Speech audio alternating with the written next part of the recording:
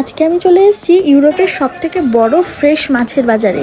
বিদেশে তো দুরকমভাবে মাছ পাওয়া যায়, যে সমস্ত দেশীয় মাছগুলো এখানে আসে সেগুলো বাঙালি দোকানে আপনারা পেয়ে যাবেন ফ্রোজেন প্যাকেট করা। আর এক রকমের মাছ পাওয়া যায় যেগুলো ফ্রেশ, সেটা একমাত্র এইখানেই এই মার্কেটেই পাবেন, যেখানে কিছু কিছু দেশীয় মাছ ফ্রেশভাবে পাওয়া যায়।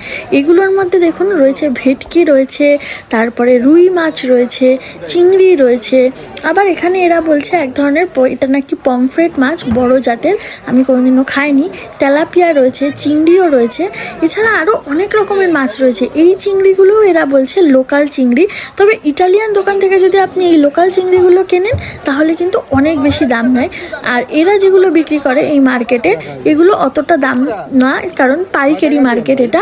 আর এই মাছটাও দেখুন বেশ নতুন। আর এখানে এরকম ধরনের চিংড়িও পাওয়া যায়, এগুলো কিন্তু 50 ইউরো কেজি। আমাকে আপনারা জানাবেন ইউরোপের আর কোথায় কোথায় এইরকম ফ্রেশ মাছের